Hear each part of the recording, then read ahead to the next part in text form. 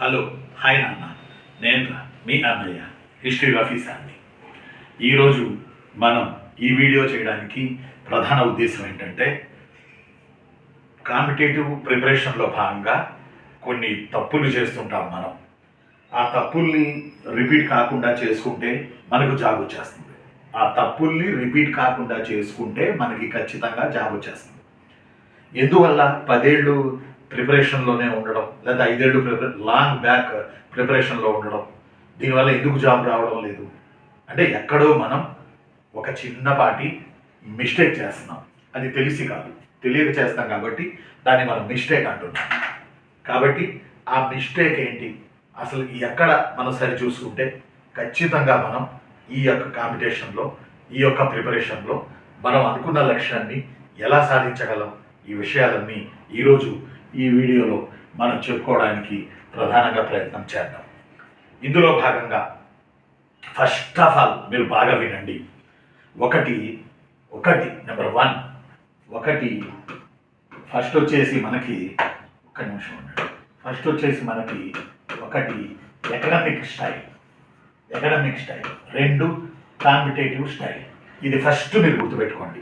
మీరు డిగ్రీ చదవచ్చు, బీటెక్లు చేయొచ్చు, డిగ్రీతో సమానమైనటువంటి పరీక్షలకి మీరు ప్రిపేర్ అయి ఉండొచ్చు నాకు తెలిసి. కానీ బట్ అకాడమిక్ వేరు, దెన్ ఆల్సో కాంపిటీషన్ వేరు. ఫస్ట్ మీరు ఇది గుర్తుపెట్టుకోండి.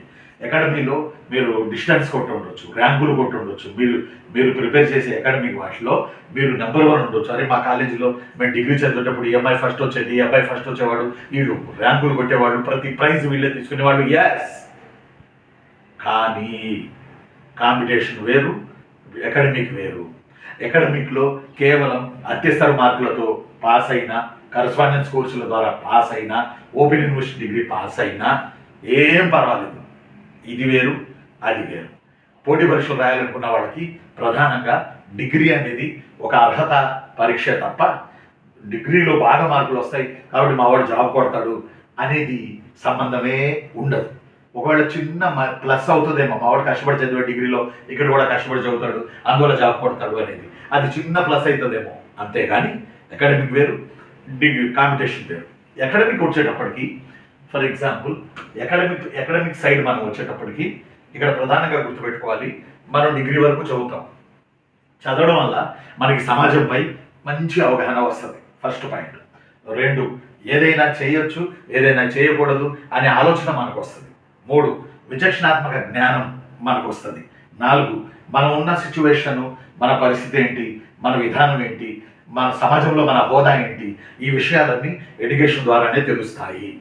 అందువల్లే ఎడ్యుకేషన్ని ఉపయోగించుకొని, ఎడ్యుకేషన్లోని జ్ఞానాన్ని ఉపయోగించుకొని ఒక మహానుభావులు మనకు తయారయ్యారు. మనందరికీ తెలిసిందే, వారే డాక్టర్ బిఆర్ అంబేద్కర్ గారు. ఆయన పుస్తకాలు చదివి ఆ తరువాత సంవత్సరానికి ఒక పుస్తకం రాశారు డాక్టర్ బిఆర్ అంబేద్కర్ గారు. మీరు చూడండి, వారి విగ్రహాల్లో చూస్తే మనం పుస్తకం ఇట్లా పట్టుకుని వారి విగ్రహం ఉంటుంది. పుస్తకాన్ని వారు ఎప్పుడు వదల. ఆ పుస్తకం ద్వారా వారు తమ జీవితాన్ని మార్చుకున్నారు.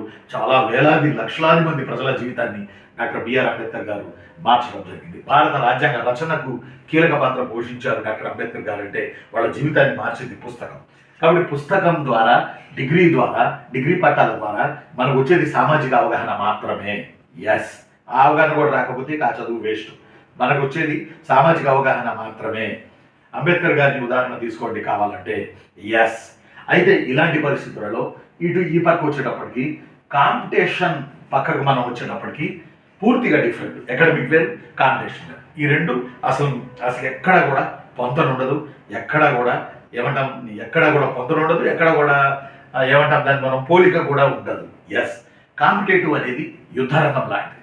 పోటీ పరీక్షల్లో కాంపిటేటివ్ ఎగ్జామ్స్ అనేవి, పోటీ పరీక్షల్లో కాంపిటేటివ్ ఎగ్జామ్స్ అనేవి యుద్ధరంగం లాంటివి. ఎస్, ఒక పెద్ద యుద్ధరంగం. దీనిని మనం ఇలా తీసుకోవచ్చు. వింటున్నారుగా నాన్న, నేను మీ అన్న హిస్టరీ ఆఫీసర్ని. ఈరోజు మీలో ఉత్తేజితం నింపడానికి వీడియో చేస్తా ఉన్నా, మోటివేషన్ ఇవ్వడానికి వీడియో చేస్తా ఉన్నా. ఎస్, కొన్ని పుస్తకాలు చదివిన మీదట మీతో ఈ భావాలను పంచుకొని మిమ్మల్ని మోటివేషన్ చేసి జాబ్ సాధన దిశగా తీసుకువెళ్ళాలని నేను ఈ వీడియో చేస్తా ఉన్నా. ఈ కాంపిటీషన్ రండి. ఈ కాంపిటేటివ్ ఎగ్జామ్స్ అని వచ్చినప్పుడు ప్రధానంగా మనం దీన్ని ఒక మాట చెప్పాలంటే మహాభారతంతో మనం దీన్ని పోల్చవచ్చు. ఈ కాంపిటేటివ్ ఎగ్జామ్ని మనం మహాభారతంతో పోల్చవచ్చు. ఫర్ ఎగ్జాంపుల్, మహాభారతంలో మనం గుర్తుపెట్టుకోవాలి, మీరు ఇక్కడ ఉన్నారనుకోండి, ఎక్స్, మీరు ఇక్కడ ఉన్నారు, ఈ కాంపిటేటివ్ ప్రిపరేషన్లో స్టార్టింగ్ దశ అనుకోవచ్చు, 2-3 ఏళ్ళు అనుకోవచ్చు. బట్ ఈ మహాభారతంలో మీరు ఇక్కడ ఉన్నారు, ఆల్రెడీ ఇక్కడ అశ్వత్థామ ఉన్నారు, ఆల్రెడీ భీష్మ ఉన్నారు, ఆల్రెడీ ద్రోణాచార్యుల వారు ఉన్నారు, ఆల్రెడీ కర్ణుల వారు ఉన్నారు, ఆల్రెడీ శ్రీకృష్ణుల వారు ఉన్నారు. ఇంతమంది ఉన్నారు. వీళ్ళలో అశ్వత్థామ చాలా సీనియర్ మహాభారతంతో కనుక పోల్చుకుంటే అనుకుందాం, అలాగా జస్ట్ అలా అనుకుందాం. ఎస్, వీరు పుస్తకాలన్నీ చదివేశారు. ద్రోణాచార్యుల వారు గురువులు, వీళ్ళు కూడా బోల్డెన్ పుస్తకాలు చదివేశారు. అలానే భీష్మ ఒక 3000 పుస్తకాలు చదివేశారు అనుకుందాం. అలానే కర్ణ చాలా వ్యూహాత్మకంగా పుస్తకాలు చదువుతున్నారు అనుకుందాం. ఇంతమంది అంటే వీళ్ళందరూ మహాభారత కాలానికి చెందిన వారు అనుకోండి, లేకపోతే వీళ్ళందరినీ ప్రీ హిస్టారికల్ పీరియడ్ అనుకోండి, pre historical period historical period అని అనుకోండి. ఓకే, అయితే ఇక్కడ ఇంత ప్రాచీనమైనటువంటి ఇంత సీనియర్ల ప్రిపరేషన్లో మీరు ఈ ప్రిపరేషన్కి మీరు బయలుదేరారు. ఎస్, యూనో, మీరు ఈ ప్రిపరేషన్కి బయలుదేరారు. వీళ్ళందరినీ చూసి మీరు భయపడుతున్నారు, ఎందుకంటే వీళ్ళు పుస్తకాలు బాగా చదివారు. అంటే మహాభారతంతో పోల్చుకుంటున్నాం మనం, అంతే. ఈ పుస్తకాలన్నీ వీళ్ళు చదివారు, కృష్ణుల వారు చూస్తూ ఉన్నారు. వీళ్ళందరితో మీరు పోటీ పడాలి. Look like you become Arjun అనుకోండి, మీరు అర్జునుడు అనుకోండి, వీళ్ళందరితో మీరు పోటీ పడాలి అని అంటే ఖచ్చితంగా మనకి కొన్ని వ్యూహాత్మకాలు ఉండాలి. మహాభారత యుద్ధంలో గెలవాలి కదా. మరి మహాభారత యుద్ధంలో గెలవాలంటే, బ్యాటిల్ ఫీల్డ్లో గెలవాలంటే ముందు మనం ఏం అర్థం చేసుకోవాలి? మహాభారత యుద్ధం జరిగిన గ్రౌండ్ని అర్థం చేసుకోవాలి, బ్యాటిల్ ఫీల్డ్ని మనం అర్థం చేసుకోవాలి. అంటే విచ్ మీన్స్ పోటీ పరీక్షల ఫీల్డ్ని మనం అర్థం చేసుకోవాలి. ఇక్కడ భీష్మ ఉంటారు, లేకపోతే అశ్వత్థామ ఉంటారు, ద్రోణాచార్యుల వారు ఉంటారు, శ్రీకృష్ణుల వారు ఉంటారు, అలానే కర్ణుల వారు ఉంటారు.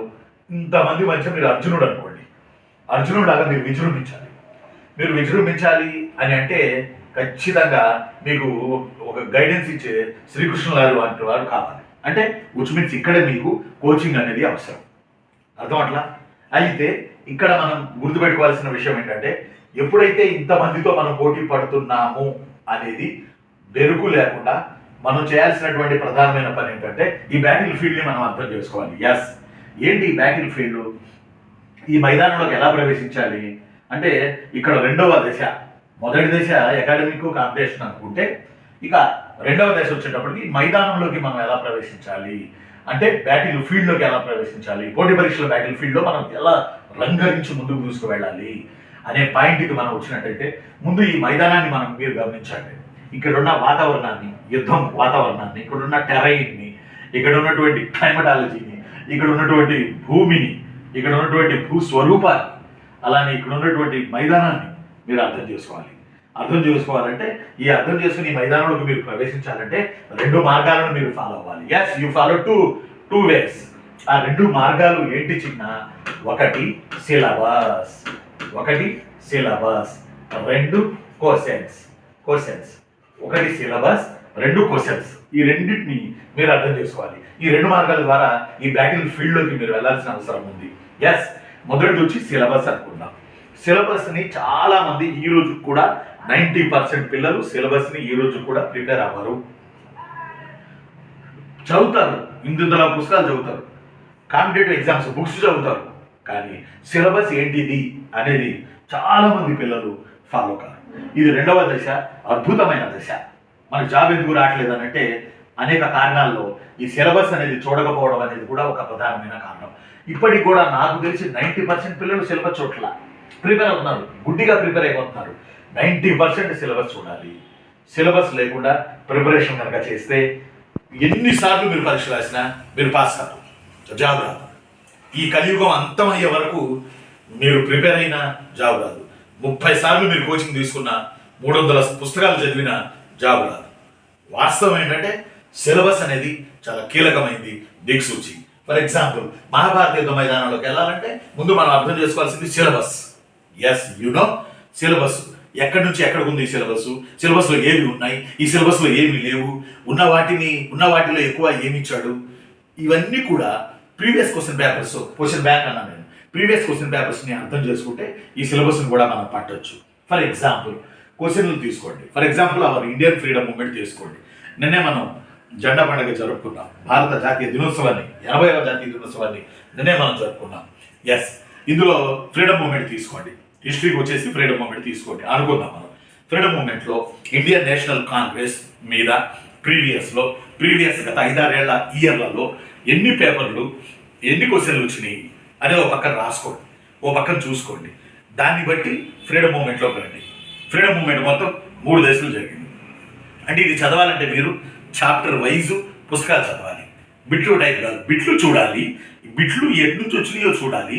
బట్ చదవాల్సింది చాప్టర్ వైడ్, చదవాల్సింది కాన్సెప్ట్ బేస్డ్, చదవాల్సింది అర్థం చేసుకుంటూ సమంజసంగా చదువుకుంటూ పోవాలి. ఎందుకు, ఏమిటి, ఎలా, ఎందుకు జరిగింది, ఇవన్నీ జరగడానికి కారణాలేంటి హిస్టరీలో, అవన్నీ చదువుకుంటూ వెళ్ళాలి.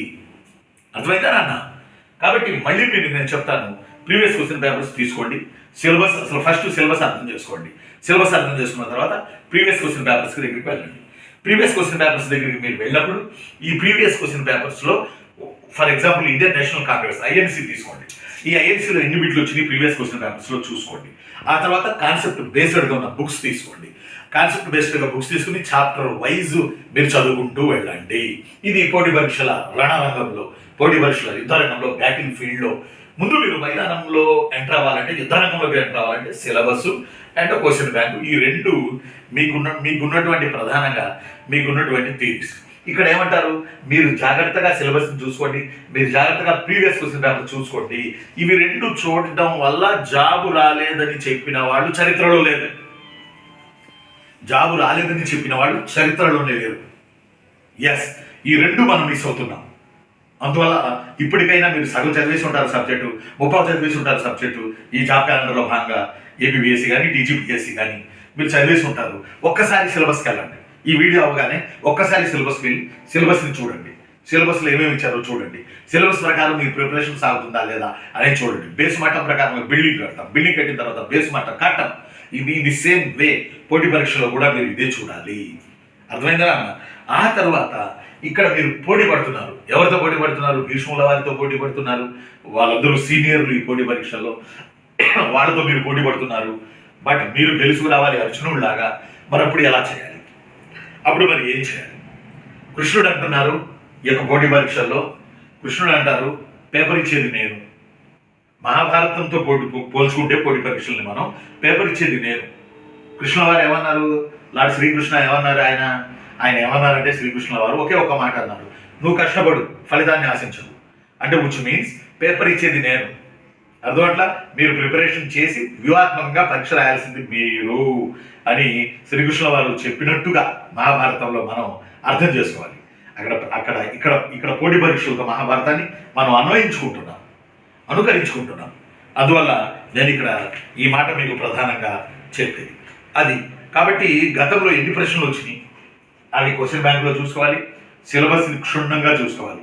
నేనేమంటానంటే చాలామంది సిలబస్ని ఫాలో కాదు, అలానే విచ్ మీన్స్ క్వశ్చన్ బ్యాంకుని ఫాలో కాదు. 90% మంది చూడరు, ఇప్పటికి కూడా చూడలేదు. దయచేసి చూడండి, జాబ్ వస్తుంది. సిలబస్ చూడండి ఫస్ట్, తర్వాత సబ్జెక్ట్ చదువుతురు. కానీ నేనేమంటానంటే మీరు గోల్ని రీచ్ అవ్వాలంటే ఎలా చదవాలి, ఎందుకు చదవాలి అనేది, ఎందుకు చదవాలంటే ఈ టాపిక్ని ఎందుకు చదవాలి, మనం ఎందుకు చదవాలని కాదు, ఈ టాపిక్ని ఎందుకు చదవాలి అనేది మీరు అర్థం చేసుకోవాలి ప్రీవియస్ క్వశ్చన్ పేపర్స్ని బట్టి. కాబట్టి పోటీ పరీక్షల బ్యాటిల్ ఫీల్డ్లోకి మీరు ఎంటర్ అవ్వాలి అంటే 2 మార్గాలు ఉంటాయి. ఒక మార్గం సిలబస్, 2వ మార్గం question bank, old question papers, previous question papers. ఈ రెండింటి మార్గాల ద్వారా మీరు దాంట్లో ప్రవేశించాలి. అంతేగాని ఎన్నోసార్లు నేను కోచింగ్ తీసుకున్నాను, మీరు ఎన్నిసార్లు కోచింగ్ తీసుకున్నా కష్టమవుతుంది. కారణం ఏంటంటే సిలబస్ మీద మీకు పట్టు లేకపోతే ఈ జాబ్ రావడం కష్టం. అందువల్ల మహాభారత యుద్ధ మైదానంలో మీరు ప్రవేశించడానికి 2 మార్గాలు ఉన్నాయి. ఒక మార్గం సిలబస్, 2వ మార్గం వచ్చి క్వశ్చన్ బ్యాంక్, ప్రాచీనమైన ఓల్డ్ క్వశ్చన్ పేపర్స్. ఇవి పట్టాలి. ఇవి పట్టినప్పుడు ఆ సబ్జెక్టుపై మీకు పూర్తి అవగాహన వస్తుంది, లేకపోతే అవగాహన రాదు. అర్థం అట్లా. ఫర్ ఎగ్జాంపుల్ చూడండి, మహాభారతం మన శ్రీరాముడికి దెనాల్సి రావణాసురుడికి తీవ్రమైన యుద్ధం జరిగింది, అవునా కదా? రామాయణంలో తీవ్రమైన యుద్ధం జరిగింది. ఈ తీవ్రమైన యుద్ధంలో రావణాసురుడిని రాముడు ఎన్నిసార్లు ఆయన ఆ రావణాసురుడి చేతులు నరికినా, తలలు తెగ నరికినా మళ్ళీ మళ్ళీ మళ్ళీ మళ్ళీ రావణాసురుడి చేతులు తలలు పుట్టుకొస్తానే ఉన్నాయట. అర్థమైందా? అప్పుడు విభీషణుడు చెప్పాడట రాముల వారికి. ఏం చెప్పాడంటే, మనం దెబ్బ కొట్టాల్సింది ఆయన నాభిలో, రావణాసురుడి నాభిలో ఎందుకయ్యా అంటే నాభిలో అమృతం ఉంది, అందువల్ల ఆయన చనిపోవట్లేదు. నాభిని కొడితే అప్పుడు రావణాసురుడు చనిపోతాడు అని చెప్పి అప్పుడు రాముడు బ్రహ్మాస్త్రాన్ని వదిలి రావణాసురుడిని సంహరించడం జరిగింది. అంటే రావణాసురుడి ప్రాణం నాభిలో ఉంది. అలానే పోటీ పరీక్షల ప్రాణం సిలబస్లో ఉంది. పోటీ పరీక్షల ప్రాణం క్వశ్చన్ బ్యాంకులో ఉంది. అర్థమైందా మీకు? అలానే ఫర్ ఎగ్జాంపుల్ నీకు ఉదాహరణ చెప్తా. మహాభారతంలో భీష్ముల వారిని అర్జునుల వారు బాణాలు వేసి అంపశయ్యని ఏర్పాటు చేశారు. ఉత్తరాయణం వచ్చిన తర్వాత వారు చనిపోయారు. కానీ భీష్ముల వారిని చేయాలంటే కృష్ణుడు అర్జునుడికి ఒక సలహా ఇచ్చారు. ఆ సలహా ఏంటంటే శిఖండిని తీసుకెళ్లి ముందు నిలబెట్టండి, చాలు, వారు యుద్ధం చేయలేరు అని చెప్పడం జరిగింది మహాభారత యుద్ధంలో. అంటే ఇప్పుడు మనం పొడి పరీక్షలుగా అన్వయించుకుంటున్నాం తప్ప ఇంకోటి కాదు. అంటే మనకు కిటుకు తెలిసి ఉండాలి, మనకు తెలివితేటలు తెలిసి ఉండాలి, మనం ఏంటి అని తెలిసి ఉండాలి. ఫర్ ఎగ్జాంపుల్ మీరు అకాడమిక్ స్టైల్లో కనుక మనం తీసుకున్నట్లయితే అకాడమిక్ స్టైల్లో ఎలా జరుగుతుంది? మనకి ఏదో సెమిస్టర్ లాస్ట్కి ఫలానా రోజు ఎగ్జామ్ మొదలైంది, ఫలానా రోజు ముగిసింది. నాకు ఇయర్లీ ఎగ్జామ్స్ అనేవి ఇప్పుడు లేవు కాబట్టి సెమిస్టర్లో కాబట్టి ఫలానా రోజు ఎగ్జామ్ జరిగింది, ఫలానా రోజు ఎగ్జామ్ ముగిసింది. మనం ఏం చేస్తాం, ఫస్ట్ ఎగ్జామ్స్ ఎప్పుడు అయిపోతాయి అన్న డేట్కి వెళ్తాం, కానీ ఎప్పుడు స్టార్ట్ అవుతాయి అనే డేట్ పెద్దగా పట్టించుకోం. ఎందుకు వెళ్తాము? ఫలానా ఎగ్జామ్స్ మార్చిలో స్టార్ట్ అవుతాయి, మార్చి 5న స్టార్ట్ అవుతాయి, మార్చి 20న అయిపోతాయి. కాబట్టి 20న అయిపోతాయి అని 20వ డేట్ చూసి అమ్మాయా అని చెప్పి సంతోషపడతాం, ఆ డేట్ కోసం ఎదురు చూస్తాం. అది సాధారణంగా స్టూడెంట్స్ నేచర్ అది. బట్ ఈ పోటీ పరీక్షల్లో నిరంతరం చదవాలి, జాబ్ వచ్చే వరకు చదవాలి, సంవత్సరం మొత్తం చదవాలి, 365 రోజులు చదువుతూనే ఉండాలి, రోజు రోజుకి అభివృద్ధి చేసుకుంటూ ఉండాలి సబ్జెక్టు. దీనికి ఎక్స్పైరీ డేట్ ఉండదు ప్రిపరేషన్కి. ఎప్పుడు ఎక్స్పైరీ డేట్ ఉంటుందంటే జాబ్ కొట్టగానే అప్పుడు ఎక్స్పైరీ డేట్ ఉంటుంది తప్ప అప్పటి వరకు ఎక్స్పైరీ డేట్ ఉండదు. కాంపిటేటివ్ పరీక్షలు ఎక్స్పైరీ డేట్లు ఉండవు. అప్పటి వరకు కృషి చేసి కష్టపడి చదివి తీరాల్సిందే. బట్ అలా కాకుండా అకాడమిక్ స్టైల్స్ అయితే ఇయర్గా అయిపోతూ ఉంటాయి. కాబట్టి మన పోటీ పరీక్షలు వేరు, ఈ వేరని ఇందాక చెప్పుకున్నాం. కాబట్టి నిరంతరం చదవాలి అనేది పోటీ పరీక్షల్లో జాబ్ కొట్టడానికి మరొక మార్గం. ఓకేనా? వింటున్నారా? సీరియస్గా వింటున్నారా? నిద్రపోతున్నారా? సీరియస్గా వినండి. ఈ వీడియో ద్వారా మీ జీవితం మారిపోతుంది. సంవత్సరానికి 365 రోజులు కాబట్టి 365 రోజులు చదవండి అని నేను అంటున్నాను. కాబట్టి మీరు తక్కువ రోజుల్లో ఎక్కువ చదివేద్దాం, ఎక్కువ చదివేసి బాగా కష్టపడదాం, తద్వారా జాబ్ కొట్టేద్దాం అని ఆలోచించడం కూడా ఒక రకంగా తప్పేనని నేను అంటాను. ఎందుకు నేను అంటానంటే ఒకసారి గమనించండి. డిగ్రీలో మనం అంత సీరియస్గా చదవం. ఏదో సెమిస్టర్ వచ్చినప్పుడు 1 నెల రోజులు ఎప్పుడో చదువుతాం, ఏదో కొద్దిమంది అందరం మనం చదవం, ఆ పరీక్షల కోసమే మనం చదువుతాం. ఈ పోటీ పరీక్షల రంగంలోకి అకాడమిక్ నుంచి డిగ్రీకి ఎప్పుడైతే మీరు షిఫ్ట్ అయ్యారో వెంటనే మీరు జాబ్ వచ్చే వరకు చదవాలి. కాబట్టి ఎక్కువ చదివేస్తూ ఉంటారు. అది తప్పు. 7-8 గంటల కన్నా మించి చదవకూడదు. అంటే ఆ ఎగ్జామ్ యొక్క డేట్ని బట్టి, మనకి ఎక్కేదాన్ని బట్టి. ఫర్ ఎగ్జాంపుల్ మనం అకాడమిక్లో పెద్దగా చదవాలా, పాస్ అయ్యాం కదా, పెద్దగా చదవాలా. కానీ దీంట్లో బాగా కష్టపడాలంటున్నారు సారు. అందువల్ల ఏకంగా ఒకేసారి 15 గంటలు చదవడం స్టార్ట్ చేస్తారు కొంతమంది. అసలు పుస్తకాల పురుగులు అయిపోతారు. ఎప్పుడు చూడు పుస్తకమే. బయటకు వచ్చి చెబుతారు, మేము 15 గంటలు చదివా, 16 గంటలు చదివా, 24 గంటలు కూడా చదివా. ఇలా చెప్పే బిల్డప్ బాబాయిలు కూడా ఉన్నారు ఇందులో. ఇలా చెప్పుకుంటూ తిరుగుతూ ఉంటారు. కానీ అర్థం చేసుకోండి, 4 గంటలు చదివేవాళ్ళం లేకపోతే 7 గంటలు చదివేవాళ్ళం ఒక్కసారి 15 గంటలకు పెంచితే ఆ 15 గంటలో మొదటి రోజు చదువుతాం, ఎంతూజియాజంగా చదువుతాం, 10 మందికి చదువుతాం. నేను 15 గంటలు చదివా, పర్వాలేదు రా, బాగా కష్టపడుతున్నావు, నిన్ను చూసి ఇంకోటి 16 గంటలకు బయలుదేరుతాను, అది ఉండండి. 2వ రోజు 15 గంటలు చదువుతారు, 3వ రోజుకి 15 గంటలు చదువుతారు, 4వ రోజుకి ఐసీయూలోకి వెళ్ళాల్సి వస్తుంది. హెల్త్ చెడిపోయింది. హెల్త్ చెడిపోయింది. మనకి మనం ఈ రోజు 4 చపాతీలో 3 చపాతీలు తింటాం. ఒకేసారి 50 చపాతీలు తింటే ఫస్ట్ రోజు తినొచ్చు, 2వ రోజు తినొచ్చు, 3వ రోజు ఆడికి వెళ్తాం, దవాఖానాకి వెళ్తాం. అందువల్ల దీన్ని కూడా సైమల్టేనియస్గా మెల్లమెల్లగా పెంచుకుంటూ వెళ్ళాలి. కానీ ఒకేసారి పూర్తిగా చదివేసి మేము ఇచ్చేద్దాం ఎక్కువ చదివితే చివరికి ఏమైందంటే 3-4 రోజుల తర్వాత అసలు పుస్తకం చూడడమే ఇంట్రెస్ట్ ఉండదు. అసలు పుస్తకం వైపు చూడడమే ఇంట్రెస్ట్ ఉండదు. కాంపిటేటివ్ నుంచి వెళ్ళిపోతారు, ఓవర్ చేస్తారు, ఎక్కువ చేస్తారు. ఈ ప్రిపరేషన్ అనేది ఎక్కువ చేసి 4-5 రోజుల్లో డక్అవుట్ అయిపోతారు. అంటే చాలామంది ఎలిమినేషన్ ప్రాసెస్లో ఇక్కడే ఇలాంటి తప్పులు చేసే వెళ్ళిపోతారు. 4 చపాతీలు తిన్నప్పుడు చక్కగా అరిగింది, దాన్ని మన యొక్క స్టమక్ తీసుకుంటుంది, మన యొక్క పొట్ట తీసుకుంటుంది. అలానే 6-7 గంటలు చదివితే ఇది మన మెంటల్ కూడా, మన మానసికం కూడా పొట్ట లాంటిదే, గట్ లాంటిదే. గట్ హెల్త్ ఎంత ముఖ్యమో దీని హెల్త్ కూడా అంతే ముఖ్యం. కాబట్టి ఈ రెండింటిని మనం చెడగొట్టుకోకూడదు. ఈ రెండింటిని చెడగొట్టుకోకుండా సేఫ్ జర్నీతో తీసుకువెళ్ళి గోల్ని రీచ్ అవ్వడం అనేది ఇక్కడ కీలకమైన పాత్ర. కొంతమంది ఉంటారు, నేను చూస్తున్నా మన అశోక్ నగర్లో కొంతమంది ఉంటారు, వాళ్ళు ఏం చేస్తారు, చేతిలో పేపర్ ఉంటుంది, Hindu paper, Indian express paper ఉంటుంది, ఒక స్వెట్స్ పెడతారు, లైట్గా గడ్డం ఇస్తారు, అర్థం అట్లా ఒక యాటిట్యూడ్ చూపిస్తూ ఉంటారు. ఆ ఛాయ్ దుకాణాల దగ్గర అక్కడ ఇక్కడ యాటిట్యూడ్ చూపిస్తుంటారు. నేనేమంటానంటే నీ మైండ్లో, నీ మదిలో ఖచ్చితంగా ఉండాల్సింది ఏంటంటే వెనక ఒక రన్నింగ్ అవుతూ ఉండాలి. ఏంటది, నేను ఈ రిక్రూట్మెంట్లో జాబ్ కొట్టాలి, ఈ రిక్రూట్మెంట్ నా గోల్, దీన్ని నేను సాధించి తీరాలి అనేది వెనక ఒకటి రన్నింగ్ వెనక మెదడు ఒకటి రన్నింగ్ అవుతూ ఉండాలి. ఆ ఛాయల దగ్గర నిలబడి, అక్కడ నిలబడి, ఇక్కడ నిలబడి ఏం చెప్పుకుంటాం మనం, ఆళ్ళ గురించి, ఏళ్ళ గురించి, పనికి మాలిన రాజకీయాల గురించి మనం చెప్పుకుంటాం. దాని గురించి, దీని గురించి, వాళ్ళు అట్లా వీళ్ళు ఇట్లంట చెప్పుకుంటూ ఆవేశానికి లోనై మళ్ళీ టీలు తాగుతూ ఆ టీలు అమ్మే వాళ్ళు డబ్బులు సంపాదించుకునే విధంగా మనం ప్రవర్తిస్తాం తప్ప ఈ సోది, ఈ సొల్లు మనకు అవసరమా? దీనివల్ల మనకు పైసా ఏమన్నా లాభమా? ఫలానా హీరో అట అంత రెమ్యునరేషన్ తీసుకున్నాడట, ఫలానా హీరో అట ఇంత తీసుకున్నాడట, ఫలానా అతను అంత తీసుకున్నాడట, ఫలానా హీరో ఇంత తీసుకున్నాడట, ఫలానా హీరో ఇలా ఉన్నాడట. నేనేమంటానంటే ఏ హీరో అయినా అది real hero, not real hero. మీరు real heroes, you become a real hero. Makeup వేసుకుంటే వాళ్ళు అలా ఉన్నారు, మేకప్ వేసుకోకుండానే మీరు అమ్మాయిలైనా అబ్బాయిలైనా, నా చెల్లెలైన తమ్ముళ్ళైనా మీరు అందగాళ్ళు, మీరు అందగత్తెలు, వాళ్ళు కాదు. వాళ్ళు మేకప్ వేసుకుంటే ఆ మాత్రం కనపడతారు మనకి, మనం మేకప్ వేసుకుండా మనం అందంగా ఉన్నాం. అది గమనించండి. పాలాభిషేకాలని అవని ఇవన్నీ కాదు, అర్థం అట్లా. అనవసర విషయాలు వద్దు. పోటీ పరీక్షలు ప్రిపేర్ అయ్యేటప్పుడు ఫలానా హీరోయిన్ పెళ్ళాట, ఫలానా హీరోయిన్ ఇంకోటి చేసుకుని, ఇవన్నీ మనకి ఎందుకు? దానివల్ల ఏంటి లాభం? టైం వేస్ట్ కదా. సమయం మొత్తం సంహారం అయిపోద్ది, సమయం మొత్తం నాశనం అయిపోద్ది. ఇవి కదా మనకి పోటీ పరీక్షల్లో జాబ్ రాకుండా ఆపడానికి కారణాలు.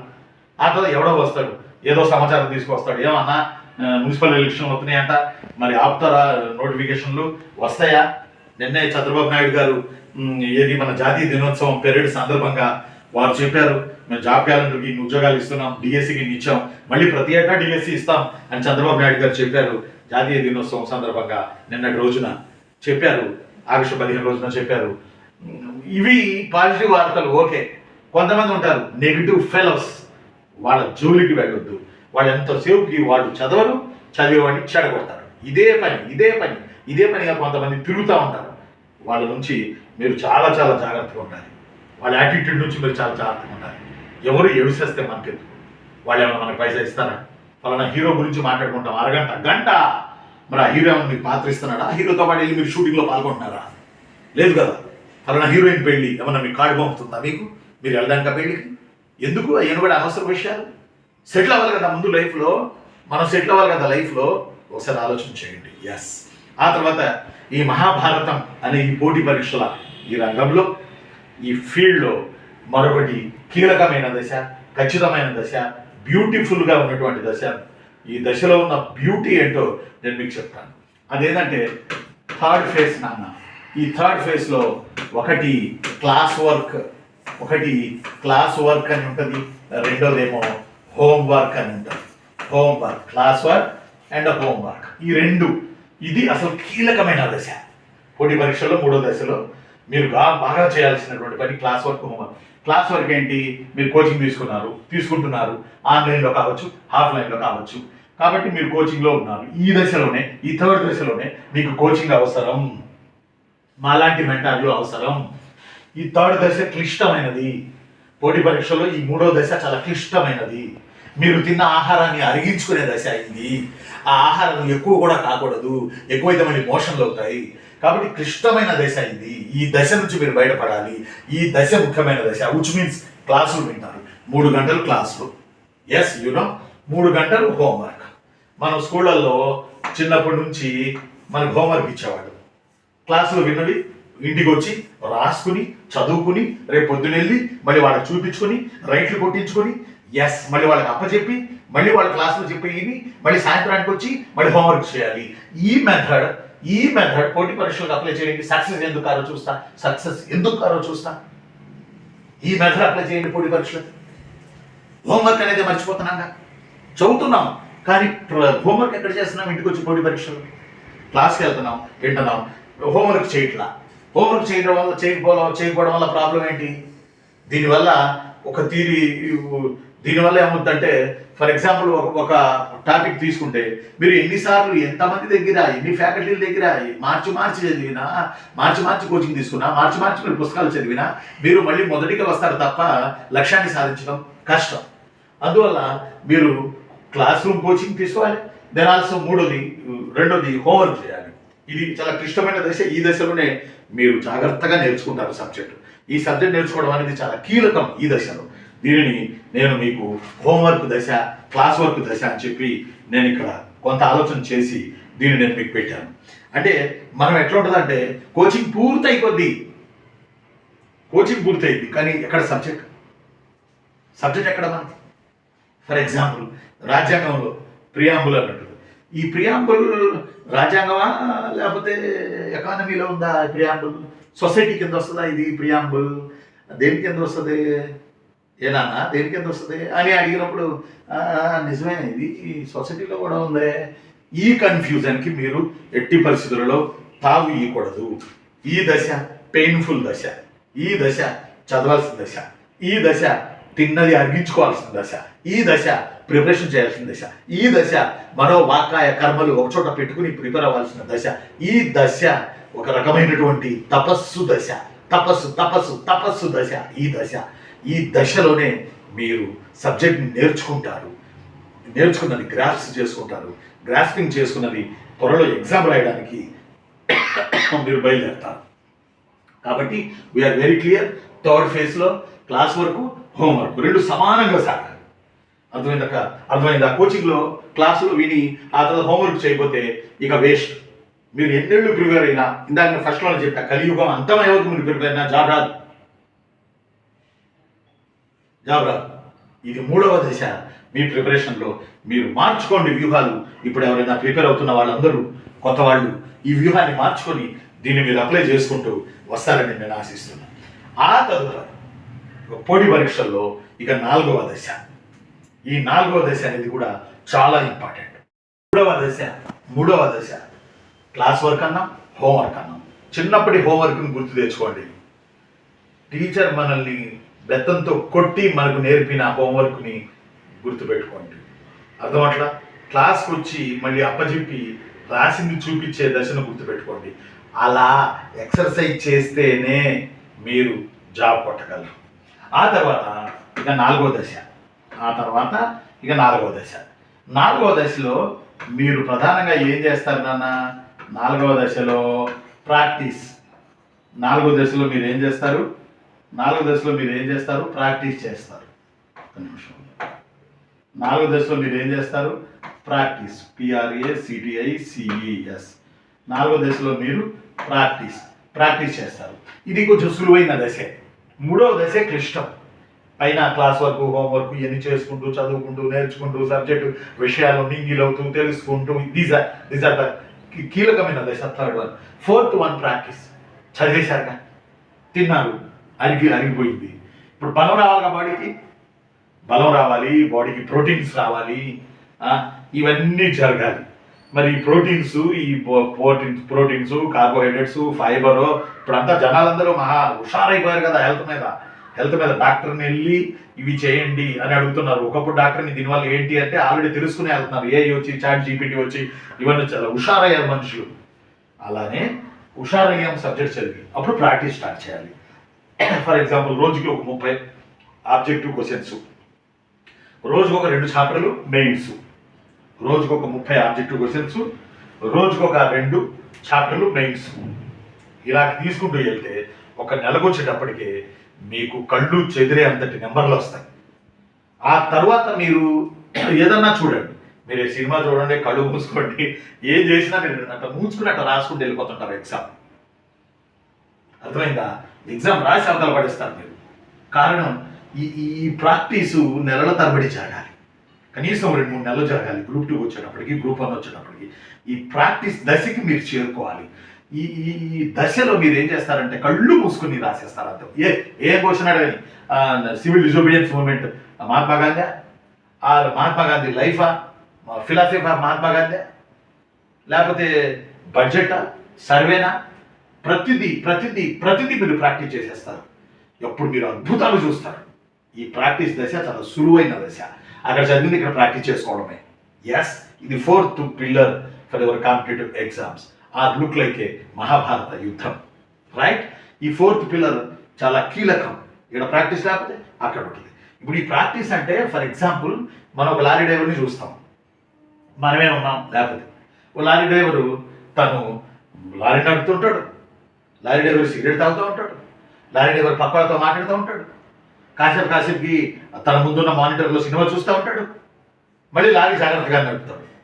తనకు తెలుసు ఎక్కడ బ్రేక్ వేయాలి, ఎక్కడ క్లచ్ చేయాలి, లేకపోతే ఎక్కడ ఆపాలి, ఎక్కడ ఆగాలి, అవి ఆటోమేటిక్గా జరిగిపోతుంటాయి. ఇన్ ది సేమ్ వే పోటీ పరీక్షల్లో కూడా మీరు ప్రాక్టీస్ చేస్తే వాడు ఏమన్నా ఇచ్చుకోండి, సిలబస్ దాకా ఇవ్వడగా అమెరికా హిస్టరీ, లేకపోతే ఇంకోటి అండమాన్ హిస్టరీ, లేకపోతే ఇంకొక హిస్టరీ అట్లా ఇవ్వడగా ఏ సిలబస్లో ప్రిస్క్రైబ్డ్ సిలబస్లో ఏముందో అదే సిలబస్ ఇస్తాడు కదా. కాబట్టి కళ్ళు మూసుకొని మీరు ఆన్సర్లు పెట్టి జాబ్ కొట్టి బయటికి రావచ్చు. ఎస్, ఇది ప్రాక్టీస్ అనేది ఇది 4వ దశ పోటీ పరీక్షలో వస్తున్న వాళ్ళకి. ఇక లాస్ట్కి వచ్చేసి మనం గుర్తుపెట్టుకోవాల్సింది 5వ దశ, 5th వన్. ఈ 5th వన్ ఏంటంటే మనం మైండ్ జాగ్రత్తగా పెట్టుకోవాలి, ఫిజికల్గా మనం జాగ్రత్తగా పెట్టుకోవాలి. ఇది ఒక రకంగా పరిపూర్ణ జ్ఞానాన్ని నేర్చుకున్న తర్వాత ఒక కొలంలో దిగి స్నానం చేసి కొలంలో నుంచి ఒడ్డుకి ఎక్కుతుంటే పరిపూర్ణత్వమైన మనిషి ఎలా కనపడతాడో అలా తయారవుతారు ఈ దశకి మీరు. ఎస్, ఈ దశకి మీరు అలా తయారవుతారు. మొత్తం తెలిసిన మనిషి యొక్క ఫేస్లో ఉన్నటువంటి జ్ఞానం ఉంటుంది, ఆ జ్ఞాన కాంతులు ఉంటాయే, చూసేవాడికి ఆ మెరుపు మీ ఫేస్లో తెలిసిపోతూ ఉంటుంది. దీనిని మీరు సాధిస్తారు. లక్ష్యాన్ని సాధించే దశ చివరి దశ. ఈ దశలో ఒళ్ళు దగ్గర పెట్టుకోవాలి, మానసికంగాను శారీరకంగాను. ఈ ఒళ్ళు దగ్గర పెట్టుకుని మనం ఈ పోటీ పరీక్షల రణరంగంలో, ఈ యుద్ధరంగంలో, మహాభారత యుద్ధరంగం నుంచి మనం బయటకు వచ్చి నిలబడాల్సినటువంటి అవసరం ఉంది. ఫర్ ఎగ్జాంపుల్ ఎక్కడో మనం చూస్తూ ఉంటాం, ఎక్కడో కామన్, ఇప్పుడు మనం జాబ్ రాకముందు కామన్ ఒక్క నైట్లో రిజల్ట్ వచ్చింది, అప్పుడు మీరు సెలబ్రిటీగా మారిపోతారు. ఒక్క నైటు, ఒక్క గంట, దానికి ముందు మీరు కామనే. ఒక్క గంటలో వచ్చే రిజల్ట్, ఒక 10 నిమిషాల్లో వాళ్ళు నెట్లో పెట్టే రిజల్ట్, మీరు ఆ ఒక్క నిమిషంలో మీరు సెలబ్రిటీ అయిపోతారు. అప్పుడు దాకా మీరు కామన్. మనం చూస్తుంటాం చాలా చోట్ల క్రికెట్ వస్తూ ఉంటుంది, అది ఏదో క్రికెట్ అనుకోండి, క్రికెట్ వస్తూ ఉంటుంది, ఒక దుకాణం ఉంటుంది, ఈ దుకాణం దగ్గర చాలా మంది గుంపు కూడి నిలబడి ఉంటారు. క్రికెట్ వస్తుంది, మనకు అనిపిస్తుంది ఇంతమంది నిలబడి ఉన్నారు అంటే క్రికెట్ చూస్తున్నారు అని. వాళ్ళలో మీరు ఉన్నారు వాళ్ళలో. మీరు చూస్తున్నారు తొంగి పక్కకు జరిపి, ఇటు జరిగాయా, కొంచెం తల తిప్పాయా, కొంచెం తల జరిపాయా, నిన్నొచ్చి వెనక ఆయన వచ్చి ఇటు జరుగు అని మనం అట్లా చూస్తూ ఉంటాం నిలబడి. ఆ క్రికెటర్లకి, ఆ క్రికెట్ ఆడడానికి, ఆ క్రికెట్ స్టేడియానికి పర్మిషన్ ఇచ్చేది రేపు డిఎస్పీ అయితే మీరే, కలెక్టర్ అయితే మీరే. ఆ క్రికెట్ ఆడే వాళ్ళని తొంగి ఇట్లా చూసి ఎట్లా ఉంటుందంటే, కొంతమంది ఆఫీసర్లు వస్తారు, ఇన్స్పెక్షన్కి వస్తారు. ఆఫీసర్లు ఇన్స్పెక్షన్ కూర్చున్నప్పుడు అందరూ ఒక్కసారిగా నిలబడి మార్చి ఫాస్ట్ లాగా ఇలా నిలబడిపోతారు. అందరూ నీ పేరేంటి అని అడుగుతాడు ఆయన. అయ్యా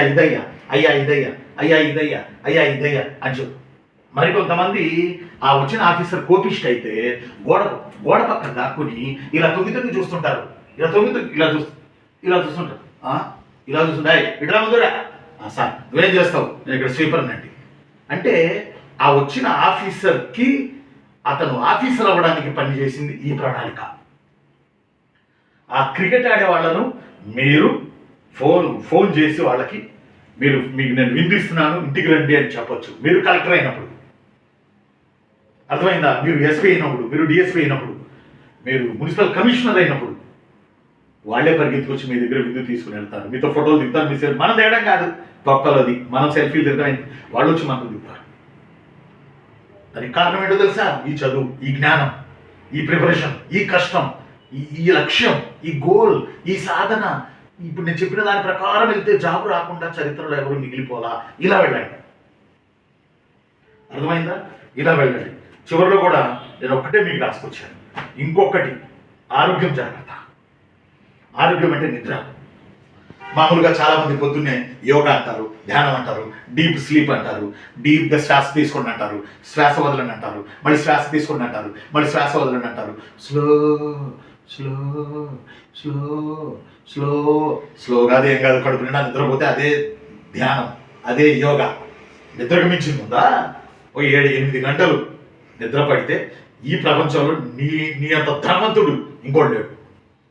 ఎస్, నీ అంత ధనవంతుడు ఇంకోటి లేడు. అదే నీకు ధ్యానం, అదే నీకు యోగా. కళ్ళ నిండా నిద్రపోండి, అనుకున్న లక్ష్యాన్ని సాధించండి. మనం వెళ్ళి చేతులు కట్టుకొని నిలబడతాం కాదు, మనం వెళ్ళి అడుక్కోవడం కాదు, మనం వెళ్ళి తొంగి చూడడం కాదు, మనం నలుగురిలో నారాయణలా ఉండడం కాదు. మనం క్రియేట్ చేయాలి హిస్టరీ. మనం క్రియేట్ చేయాలి హిస్టరీ. అక్కడ 1 పోస్టులు ఉండి, 2 పోస్టులు ఉండి, 3 పోస్టులు, 4 పోస్టులు ఉండాలి. మనం క్రియేట్ చేయాలి హిస్టరీ. ఇదంతా మర్చిపోయి మన వల్ల కాదు, 4గురితో నారాయణ అని చెప్పి ఈ ప్రిపరేషన్ దశలో ఒక్కోసారి ఎక్కువ చదివేసి నీరసానికి వచ్చి, అది ఎవడో ఫెలో నెగిటివ్ చెబితే అది వినేసి దాని ఎమ్మడి పడిపోతూ, no, you become a officer. రేపు నీ కొన్ని జిల్లాలు నీ చేతిలో ఉంటాయి. వాళ్ళందరినీ నువ్వు రాణించాలి, వాళ్ళందరినీ సరైన గాడిలో పెట్టాలి, పరిపాలన చేయాలి. నువ్వు 60 ఏళ్ల పైబడి అధికారంలో ఉంటావు. రాజకీయ నాయకుడు 5 ఏళ్ళే ఉంటాడు. మళ్ళీ వాళ్ళు రాజకీయ నాయకుడు మళ్ళీ నిరూపించుకుంటే కానీ మరో 5 ఏళ్ళు రారు. బట్ మనసు జాబ్ వస్తే 60 ఏళ్ళు ఉంటారు. మరి 60 ఏళ్లలో మనం చనిపోయి బతకాలా, బతికి చనిపోవాలా? ఒకసారి అర్థం చేసుకోండి. ఉంటా. నేను మీ అన్నయ్య హిస్టరీ రఫీ సార్ని. Thank you very much.